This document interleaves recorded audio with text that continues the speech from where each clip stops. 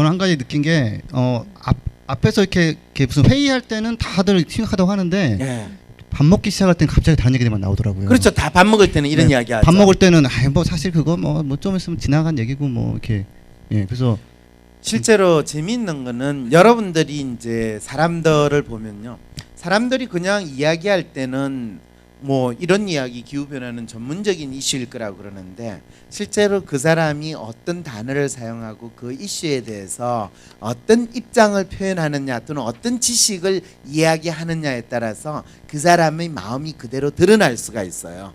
그런데 우리가 그 주제에 대해서 잘 모르게 되면 그것이 어떤 마음을 나타내고 있는지를 잘 못 읽는 거죠. 그런데 이제 여러분들이 지금 여기서 기후변화에 대해서 개념인이라든지 냉소파 뭐 이런 식의 이야기를 듣게 되면 사실은 그거는 그 사람의 마음을 가장 잘 보여주는 하나의 예가 된다는 겁니다. 그런데 실제로 기후변화를 가지고 이야기를 할 때 어떤 유형들이 있습니까? 라고 할 때 금방 제가 여러분한테 개념인과 냉소파를 설명을 했는데 그럼 나머지는 뭐가 있습니까? 하면 또 생활인, 소시민, 명분형, 트렌드형 이 네 가지도 있어요.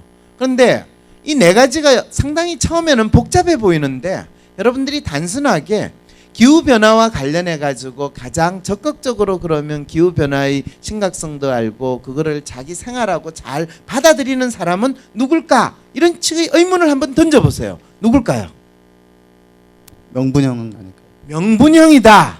왜 그런 생각을 하세요? 기후변화는 보통 정부나 이런 데서 뭐 명분을 가지고 뭔가 해야 되는 그런 일.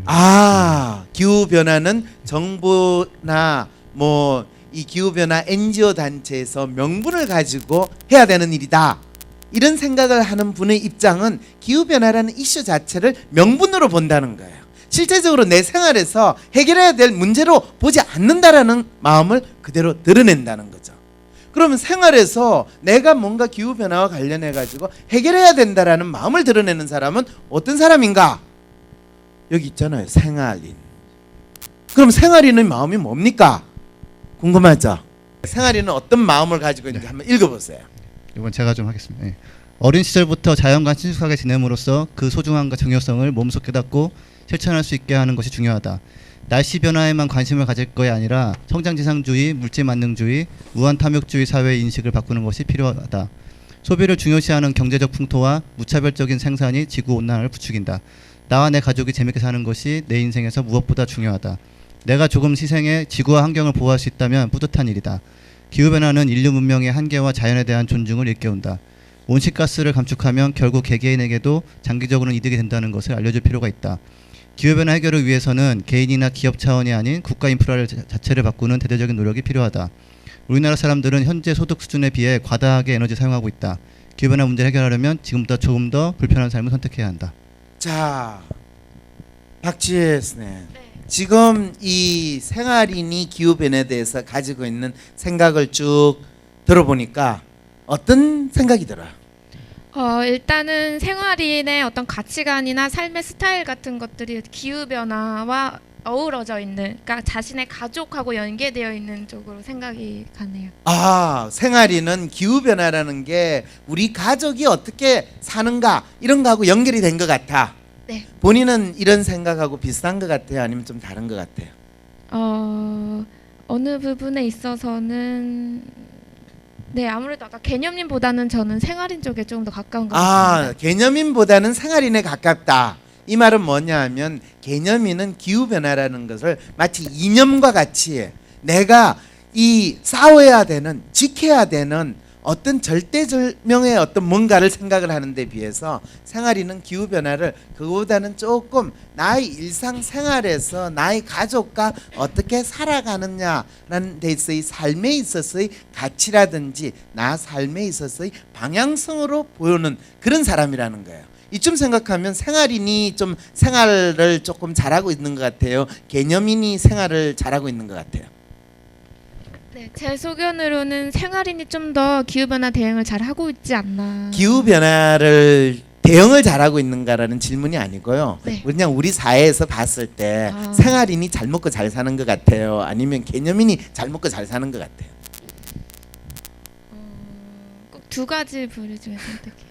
그럼 두 개념. 가지를 준 건 두 가지 부류에서 선택하라고 그러지 세 가지를 찾아내라고 줬을까요? 개념입니다. 개념은요. 이렇게 보면 이분은 아직 전혀 개념이라고 생활이니 구분이 안 된다는 거예요. 아, 그 제가 좀 말씀드릴 수 있는데요. 네. 제가 대학교 때 이제 환경을 처음에 공부하면서 진짜 바닥에 누워서 숨만 쉬어야겠다 생각을 했었어요. 네? 바닥에 누워서 숨만 쉬어야겠다. 바닥에 누워 숨만 예, 쉰다. 인간이 하는 일 좋은 게 하나도 없는 거예요. 환경 그렇죠. 그 개론을 배우고 나니까. 그렇죠. 근데 그때 이제 이성한테도 인기도 없고 맨날 나와서 뭐 우울한 얼굴에 지구가 뭐 문제다, 뭐 네가 타는 자동차가 얼마나 문제 있는지 아니 이런 얘기 하니까 소개팅 나가서 네. 거의 외면을 받다가 네.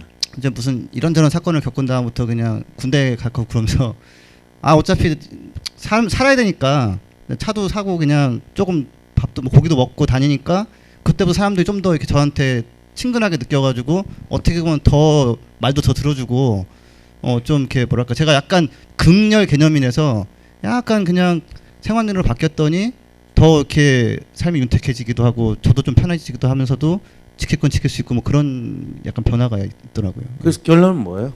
제가 생활인으로 아 본인이 바뀌는 생활인으로 면이, 바뀌었다. 있으면서 어떻게 네. 보면 조금 더 삶이 좀 즐겁기도 하고 네. 조금 더 딴 사람들하고 말하기도 훨씬 더 좀 편해지고 네. 그런 경험이 있었습니다. 그거 사실 무슨 소린지 내 기억이 잘 안 남는데 어쨌든 간에 중요한 거는 개념인으로 살자니까 참 힘들었는데 생활인으로 사니까 조금 사는 게 편해지고 좀 윤택해졌다 이런 이야기를 한 거죠. 길게 얘기했습니다. 네. 그런데 사실은 그건 틀린 이야기가 아니에요.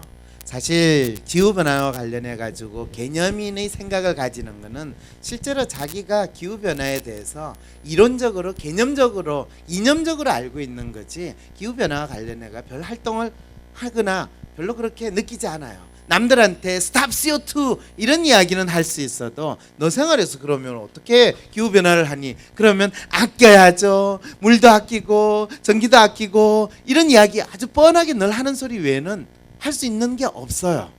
그런데 생활인의 경우에는 글쎄요 기후변화라는 게 뭐 아끼는 것도 필요하겠지만은 먼저 나의 삶에 있어 내가 무엇을 중요시 여기는지를 생각을 해봐야 돼요. 나는 일단 내 가족이 자연과 더불어서 조금 훨씬 더 환경 친화적인 생활을 했으면 좋겠어요. 그래서 조금 불편하더라도 우리가 통나무 집에서 하루를 보면서 자연이라는 게 얼마나 중요하고 이랬을 때 폭풍우가 온다든지 과도하게 날씨가 추워지거나 더워진다라는 것이 이 우리가 기후변화라는 문제하고 관련이 있다는 것을 우리 아이하고 같이 이야기도 나눌 수 있으면 좋은 거 아니에요? 이렇게 이야기를 해요. 그럼 이분들은 뭘 뜻하느냐 하면 자기 삶에 있어서 나름대로 충분하게 풍요로움을 즐기는 것이 우선이고 또 그것을 잘하는 데 있어서 기후변화라는 것이 상당히 위협이 된다라는 걸 먼저 느끼고 있는 사람이라는 거죠. 그러니까 기후변화 자체만을 위해서 매달리는 것이 아니라 내 삶이 나름대로 어느 정도도 풍요로울 뿐만 아니라 또 이런 삶을 내 자식 세대나 다른 사람들하고 공유할 수 있다는 생각을 먼저 하는 거죠. 무슨 뜻인지 이해가 되시죠? 뭐 중상류층 정도로 생각할 수 있을까요? 대부분 그래서 어느 나라든지 간에 이런 기후변화와 관련해 가지고 일상적인 생활에서 충분히 느끼는 사람들은 중상류층 이상의 생활을 하는 비교적 자기 삶에 있어서 뚜렷한 가치나 라이프 스타일을 가진 사람들이에요. 그랬을 때 우리 같은 경우에는 기후변화 이야기하면서 일상생활에서 가장 먼저 생각하는 것 뭐 쓰레기 분리수거라든지 이런 걸 하는데 사실 그런 경우에는 모든 사람들이 다 의무적으로 한다라는 생각을 하거든요.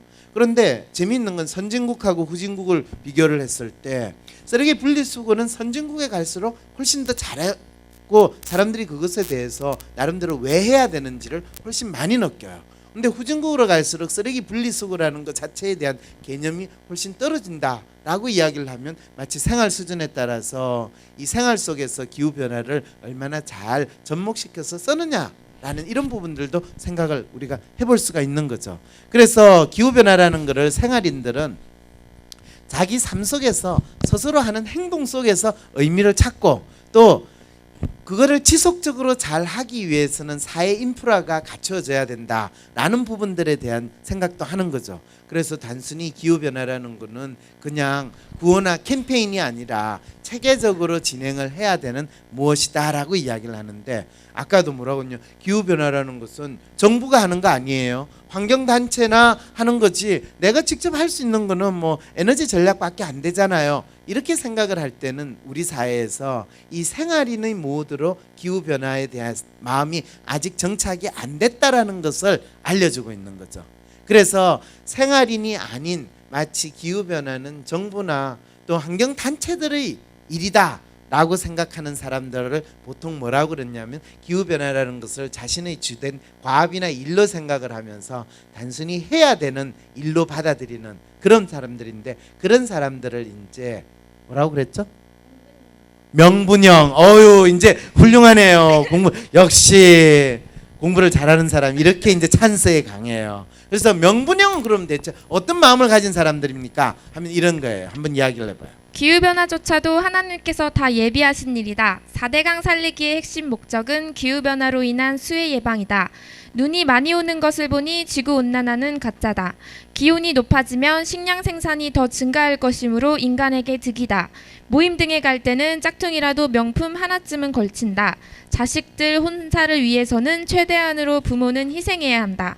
지구온난화 이슈는 실생활의 문제나 과학적 이슈가 아닌 국제 정치적 이슈일 뿐이다.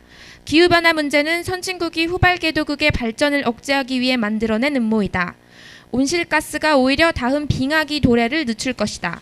일단 결혼한 후에는 무슨 일이 생겨도 참고 살아야 한다. 뭐 기후변화에 대해서 이야기하는 것 같기도 한데 뭐 또 다른 이야기들도 상당히 많죠. 자, 이런 이야기를 쭉 들으면 혹시 생각나시는 분 있으세요?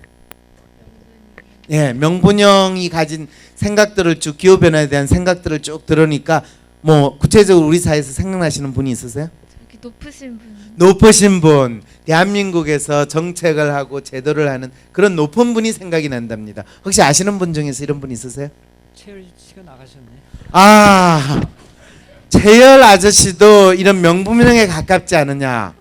이게 상당히 아이러니 상황이라고 생각을 하는데, 대한민국에서 기후변화에 대해서 사실은 최열 대표는 이런 정도는 저는 아니라고 봐요. 왜냐하면 이거는 최열 대표보다는 우리 MB 대통령이라든지 또는 환경부에서 높은 이 위치에 있으신 분이 이런 명분형의 생각을 잘 대표하시고 또 주장을 하시는 분들인데, 이분들은 사실 기후변화는 뭡니까 하면 이분들이 해야 될 업무나 정책이에요.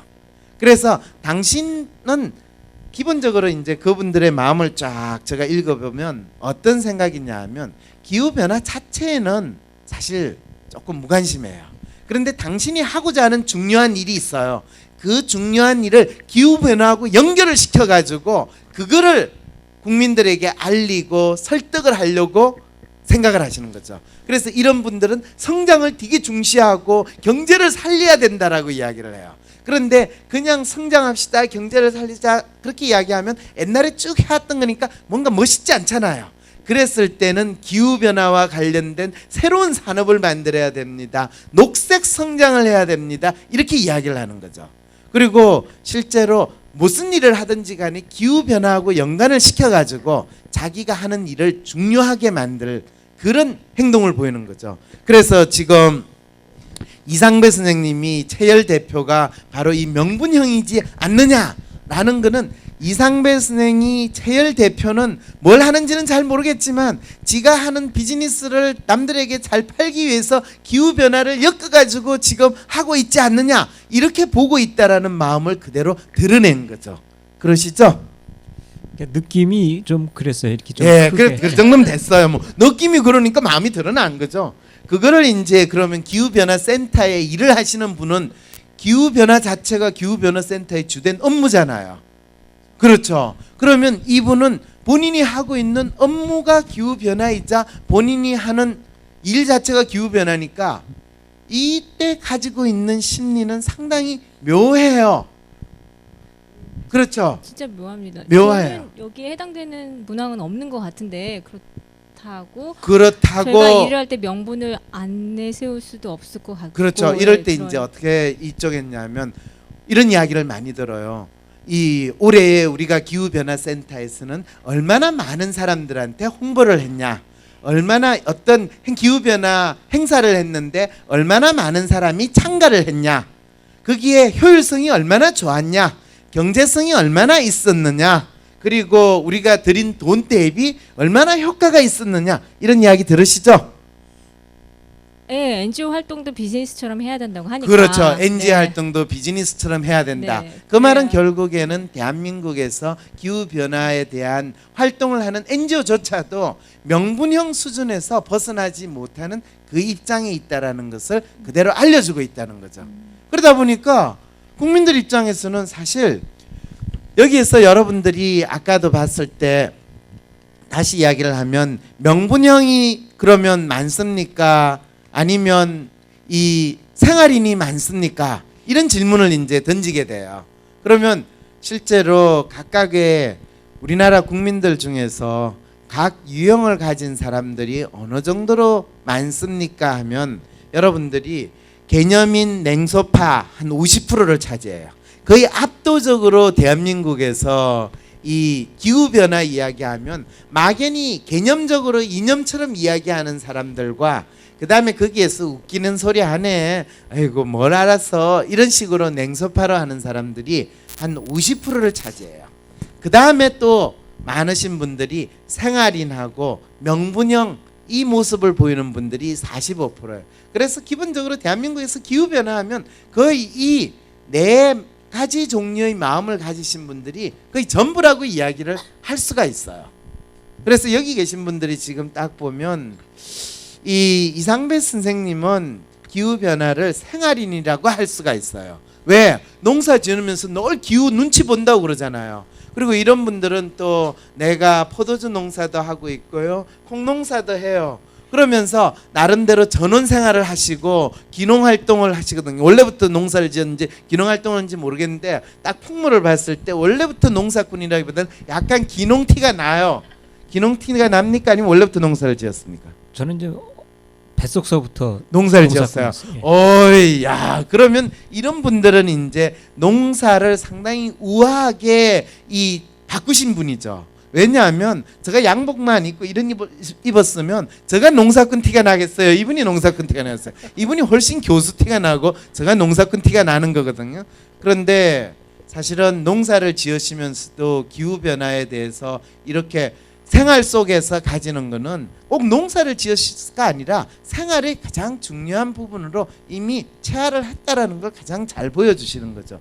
네 가지 중에서 생활이라는데 동의를 하세요? 예. 네. 왜 오세요? 오지 마세요. 좀 몇 가지 좀 질문을 네, 좀 질문을 드리고 싶은 하세요. 건데요. 사실은 이렇게 6가지로 나눈다는 것도 우연의 일치가 이렇게 된 것인지 아니면 이렇게 대꾸로 해서 의도적으로 연구할 때 이렇게 만들어진 건지 이게 아. 처음부터 느낌상 네. 그래서 너무 이게 자기적인 부분이 있는. 네, 자기적이에요. 우리가 사는 게 다 자기적이에요. 네. 이게 자연적이냐 자기적이냐라고 이야기할 때 만약 여기에서 우리가 자연적인 모습을 보이려면 옷을 입고 있는 게 자연적입니까? 자기적입니까? 옷을 입고 있는 건요 자기적인 거예요. 인간의 삶에 있어서 자연적인 거, 자연으로 돌아가라 라고 할 때 그 자연적인 거는 상당히 인간에게 있어 낯설고 거칠다라는 걸 아셔야 돼요. 많은 분들이 심리학자가 사람을 이렇게 구분하면 그렇게 구분하는 건 너무 자기적이지 않아요? 그럴 때 잠깐 인간의 삶에 있어서 자기적이지 않은 거 있으면 이야기를 해보세요. 우리가 자연적이라고 이야기하는 것은 인간은 동물과 동일하게 사는 것은 자연적이라고 할 수가 있고 인간이라는 모습을 보이는 그 자체가 자기적인 겁니다. 그래서 저도요. 네. 그 교수님한테 좀 그 여쭙고 싶은 게 네. 개념인에 대해서 좀 부정적인 면이 있거든요. 여기 이제 저도 제가- 개념인에 대해서 부정적이에요. 근데 왜 그러냐면 이분도 개념인이시고요. 저분도 원래는 개념인으로 시작했다가 이 조금 배우다 보니까 본인이 생활인으로 바뀌셨어요. 이분은요 전형적인 개념인이세요.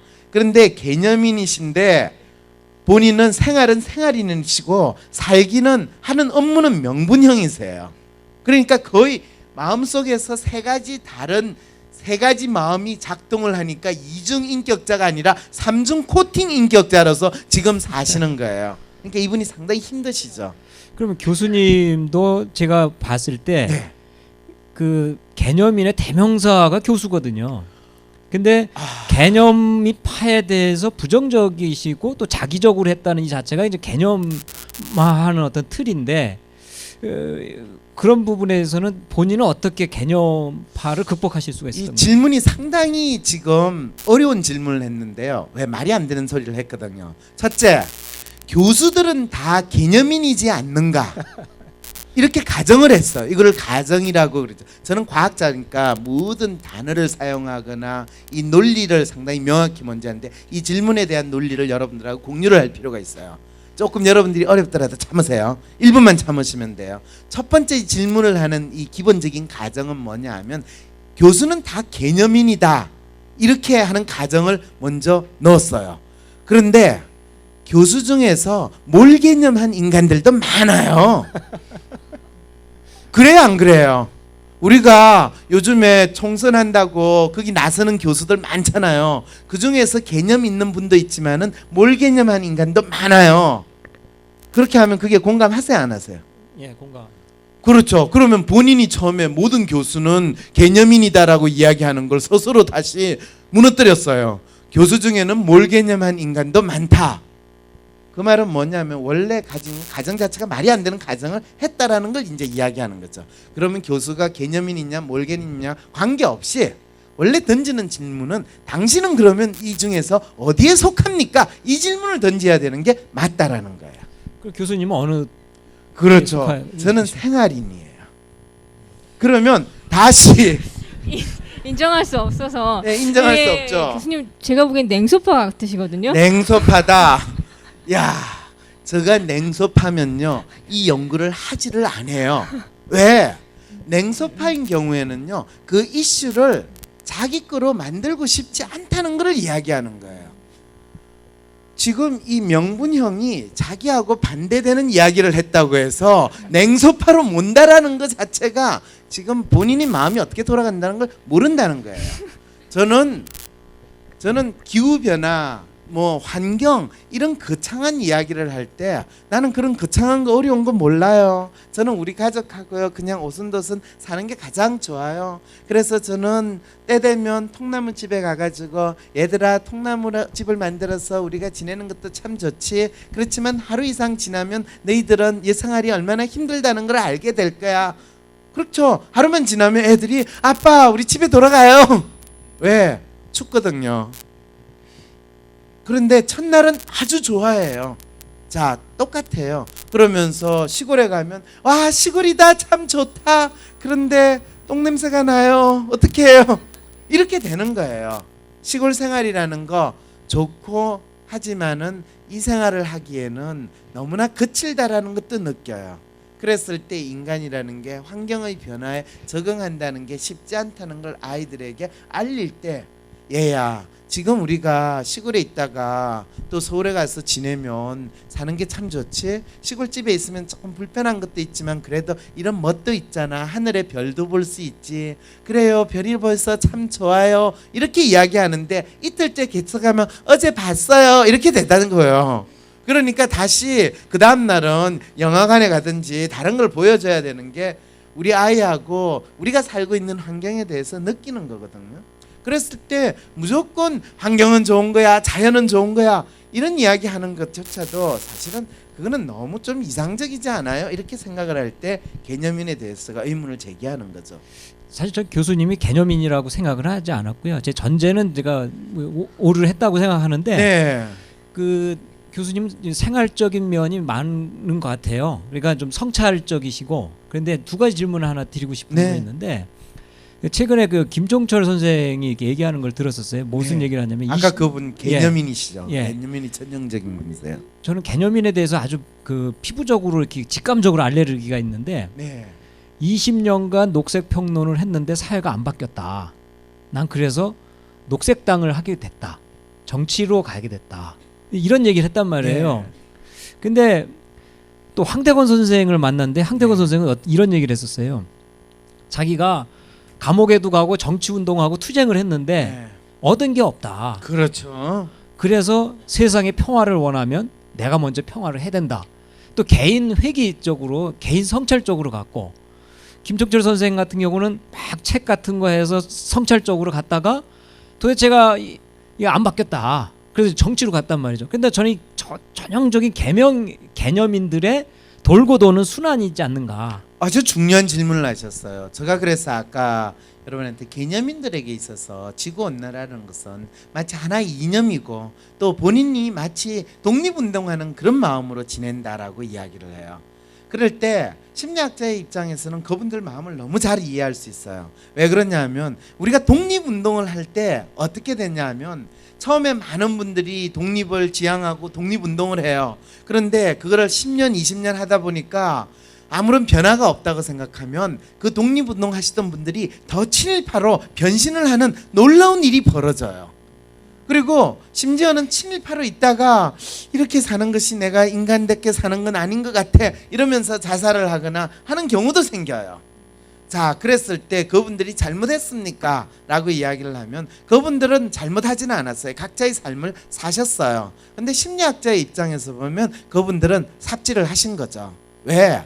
본인들이 중요하게 생각하는 거를 본인 혼자서 중요하다고 주장할 것이 아니라 다른 사람들하고 그걸 공유하고 대중과 접점을 찾을 수 있는 그 방법을 찾아야지 본인이 중요하다고 주장만 하면 많은 사람들이 구름같이 그 주장을 동조할 것이다, 따라올 것이다라고 믿었다라는 데서 그분들이 안타까운 삶을 사셨다는 거예요. 제가 왜 기후변화라는 것에 대해서 이런 연구를 하냐면 실제로 기후변화에 대해서 우리가 뭐가 중요합니까 하면 기후변화에 대해서 뚜렷한 개념을 아는 것도 중요해요. 그런데 개념만 안다고 해서 그것을 내가 주장만 한다고 해서 모든 사람들이 공감하지 않아요. 왜? 사람들은, 인간은 그것이 내가 공감이 돼야 되고 내 생활 속에 나름대로 영양가도 있어야 되고 남들한테 멋있게 보이기도 해야 되는 거예요. 그렇지 않아요? 내가 독립운동을 하는데 독립운동을 하면서 헐벗고 굶주리고 우리 자식들은 지금 굶어 죽어가고 있고 공부도 제대로 못해서 그렇게 힘들게 우리는 독립운동을 했습니다. 그래서 이렇게 끝나버려요. 그들은 장렬히 전사했다. 그런 경우를 뭐라고 그러냐면 되게 개죽음이라고 그러죠. 자, 그랬을 때 사실은 몇 년 전부터 제가 환경에 대해 관심을 가지는데 뭐 환경재단이나 또는 이 녹색 운동 하시는 분이나 환경연합 그 동네에 가가지고 같이 회의를 하면 첫 번째, 아니 이분들은 운동을 열심히 하는 건 좋은데 왜 이렇게 찌질해? 운동을 많이 하면 땀이 많이 나가지고 찌질한 것도 있고요. 여러 가지 있는데 아니 그래도 운동을 해도 멋있게 할 수도 있잖아요. 요즘에 아웃도어 뭐 멋있는 옷을 입든지 아니면 얼마든지 우아하게 할 수 있는데 왜 이렇게 찌질하게 하냐? 그렇다고 그분들이 돈이 없냐면 돈도 있어요. 돈도 없으면 내가 말을 안 해. 그 재밌는 게 제가 영국에 작년에 기자들로 갔었는데 네. NGO 사람들이 나왔는데 뭐 워낙 서양 사람이기도 하고 키도 크고 머리도 뭐 멋있게 하고 코도 짧고 나오니까 자꾸 기자분들이 저분 NGO 맞냐?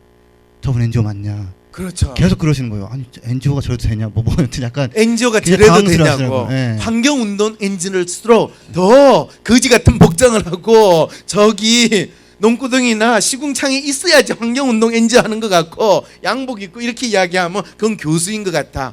이런 생각을 바꾸지 않고서 어떻게 환경운동을 해요? 아니, 그런 측면에서 보면 이분은 상당히 환경운동의 새로운 모습을 보여주시는 건 사실인 것 같아요. 아니 근데 제가 질문한 내용하고 지금 이 답변 오시는 게 좀 전혀 잠깐만요. 질문을 하신 내용이 뭔지 다시 한번 이야기해 주실래요?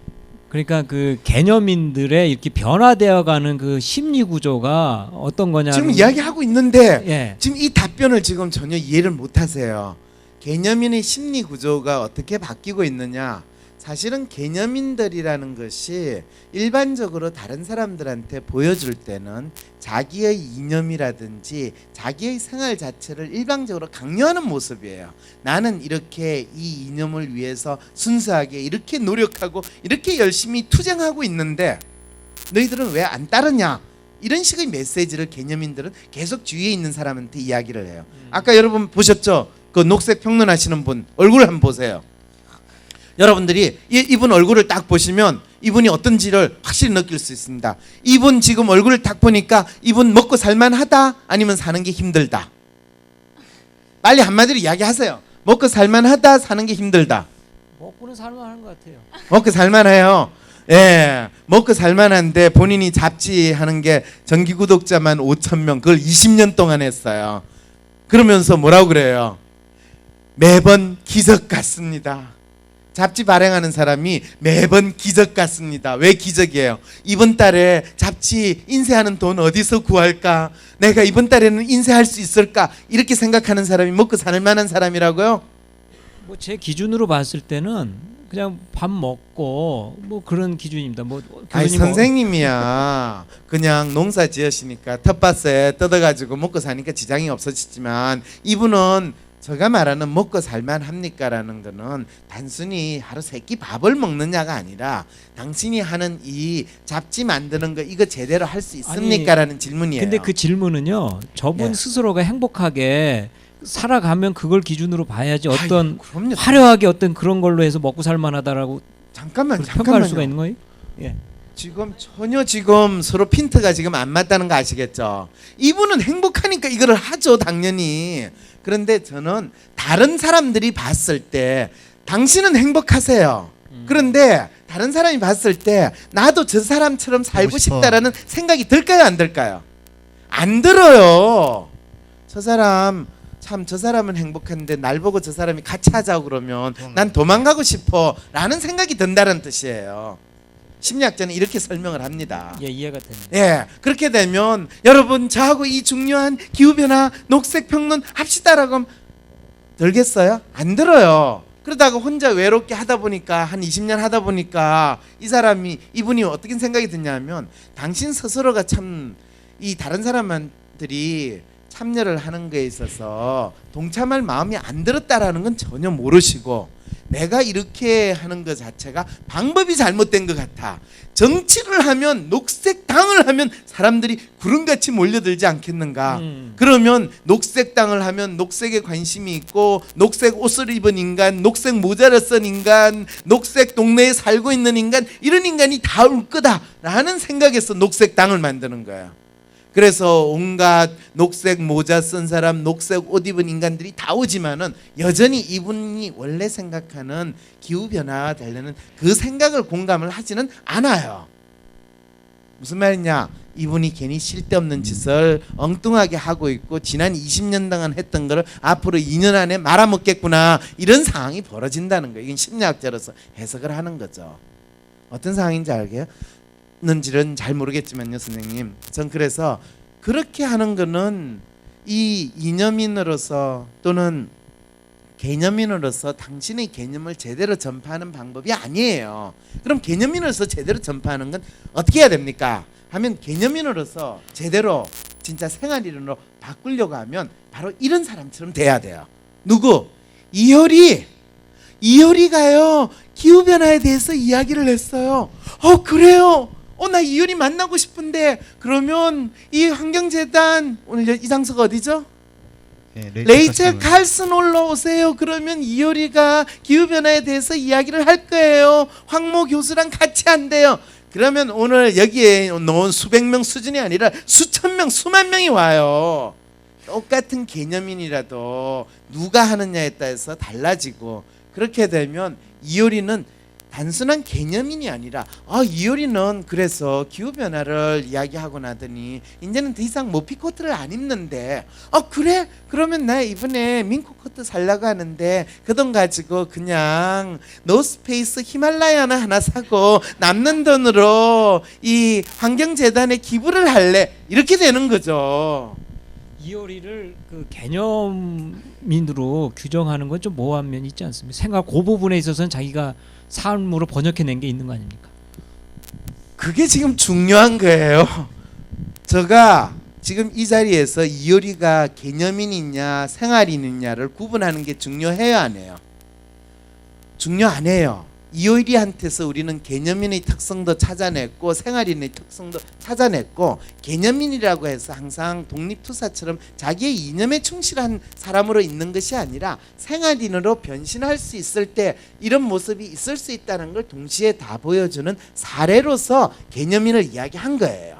그런데 아까 선생님께서 지적하신 그 녹색 평론하시는 분이나 또는 정치 활동을 하시다가 개인으로 살겠다라는 그런 분들은 결국에 당신 스스로가 이념적인 이 개념에 촉철했는데 결국에는 거기에서 변신을 제대로 생활인으로 못하고 결국에는 개념인으로 자리 잡고 말한 그 상황을 대비해서 보여주기 위해서 제가 이효리를 끌고 온 거죠. 그럼 하나만 더 질문을 네. 요거와 관계해서 드리고 싶은 게 있는데요. 그 개념인들이 항상 실수가 삶으로 가지 않고 삶에서 이야기되지 않는 것의 문제라고 보는데요. 근데 이 기후 변화는 제가 봤을 때 그 역사 이래로 사회과학적 논리가 이렇게 탄탄한 종말론은 없었던 것 같은 생각이 들어요. 그러니까 예를 들면 어떤 자기의 의견을 담론을 전달하기 위해서 지구가 망한다 라는 어떤 이런 종말론적인 위기감을 조성해서 자기의 의견을 확 끌고 가려고 하는 성향이 있거든요. 이건 무슨 심리입니까? 이게? 자, 이 질문을 우리는 잘 여러분들이 먼저 들으셔야 돼요. 이 선생님이 질문을 할 때 첫 번째 뭐라고 했냐면 기후 변화만큼 사회과학적으로 탄탄한 종말론이 없다라고 표현을 하셨죠, 그죠? 이럴 때 여러분 기억력이 되게 좋아야 돼요. 사람들의 이 심리를 파악하려면 이 표현 그 자체로 이분은 냉소파라는 것을 드러낸 거예요. 무섭죠? 그리고 이 냉소파가 그 다음 질문이 어떻게 됐냐 하면 이것이 실제로 뭐라고 그랬죠? 그 죽음, 생명을 담보로 해서 자기의 담론을 정당화하는 거죠. 무게감을 심리는 거죠. 똑같은 이야기를 반복했죠. 생명을 담보로 자기 주장에 이 무게감을 따라고 주장하는 거예요. 실을 수 있는 이유가 뭐냐라고 질문하시는 거예요. 제가 이게 그렇게 심리 구조가 어떤 지금 형태냐는 이 질문 자체는 본인이 이야기하는 게 냉소파입니다라고 제가 정의를 함으로써 이미 답변이 된 질문이에요. 왜? 냉소파이기 때문에 이런 질문을 던집니다라고 이야기를 했죠. 심리 구조가 냉소파라는 거예요. 그게 답변이라는 게 이해가 되십니까? 좀 덜 됐는데 하나를 더 말씀드리고 싶으면 네. 냉소파 그 문구에서 아까도 말씀을 드리고 싶었던 게 네. 그 좀 사례 이렇게 제시한 것이 그렇게 틀린 말 같지는 않았거든요. 그러니까 냉소파라는 것이 개념인들의 어떤 역기능적으로 나타나는 부분도 있거든요. 그러니까 냉소파를 무조건 부정적으로만 볼 것이 아니라 그 개념인들의 어떤 부정적인 것에 대해서 누군가는 평가해야 되는 부분들이 있었을 때 냉소적인 어떤 기능도 분명히 비판적 기능이 있다는 훌륭하세요. 거죠. 예. 훌륭하세요. 지금 여러분들이 아주 대한민국에서 기후 변화라는 문제가 얼마나 심각한 문제인가를 아주 자연스럽게 경험을 하시는 거죠. 왜냐하면 생활에서 심지어는 기후 변화의 이슈를 가장 심하게 겪고 있는 그분조차도 기후 변화 이슈에 대해서 가지는 생각이나 심리 마음이라는 것 자체는 거의 냉소파 모드로 있다라는 사실을 이 선생님의 질문에서 여러분은 확인을 하게 됐고, 왜 그런 상황이 벌어졌느냐라고 하면 이 이상배 선생님이 내가 생활 속에서 기후변화를 느끼고 있는데 이 문제를 해결해 보고 싶은 거예요. 그래서 기후변화에 대해서 이야기를 나누는 사람을 만났어요. 만나서 이야기를 나누니까 그 나름대로 기후변화에 대해서 한 말씀 하시는 분들은 대개는 대한민국에서 개념인들이 기후변화에 대해서 이야기를 하게 되는 거예요. 그런데 그 개념인들이 이 냉소파 분들을 충분히 잘 수용을 해가지고 서로 공감대를 형성을 하기보다는 서로 논쟁을 하면서 서로 반대되는 입장이라는 것을 확인하게 되는 그 경험을 지금까지 해오시게 된 거죠. 그래서 선생님이 지금까지 참가했던 기후변화와 관련된 모임에서는 대개는 이 개념인과 냉소파의 이 두 가지 입장을 뚜렷이 하는 분들이 주축을 이루시고, 그 거기에 명분형의 분들이 중간에 들어가게 되는 거죠. 그 명분형의 분들이 있다는 걸 어떻게 알 수 있냐 하면 아까 처음에 선생님이 소개하실 때요. 기후변화에 참가하시는 분들 중에서 뭐 성악을 하시는 분들이 있고 음악을 하시는 분들이 있는데 너가 기후변화와 관련된 노래를 부르는데 네 생활에 있어서 기후변화를 실천하지 않으면서 너가 어떻게 노래를 부를 수 있느냐 이런 이야기들이 나왔다라는 거죠. 이분들은 아주 전형적인 명분형이에요. 자기가 하는 일과 기후변화를 연결시켜야지만 기후변화에 대해서 제대로 알고 있고 제대로 행한다라고 믿는 분들이라는 거죠.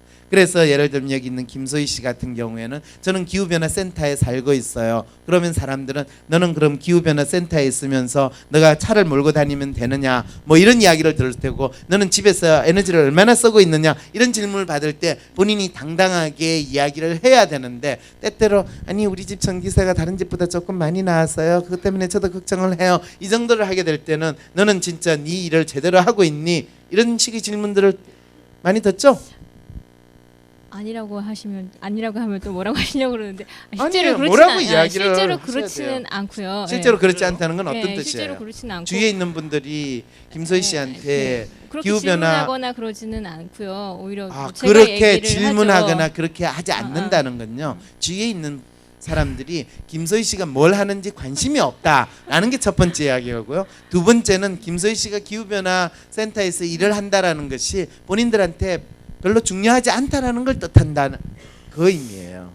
아니면 먼저 얘기를 해서 그럴 수도 있죠. 뭐라고 이야기하세요? 저는 기후변화 이슈에 대해서 이렇게 뭐 시작을 하게 된 계기를 말씀드렸기 때문에 그렇게 받아들일 수도 있고. 뭐라고 이야기하는지 구체적으로 이야기하세요.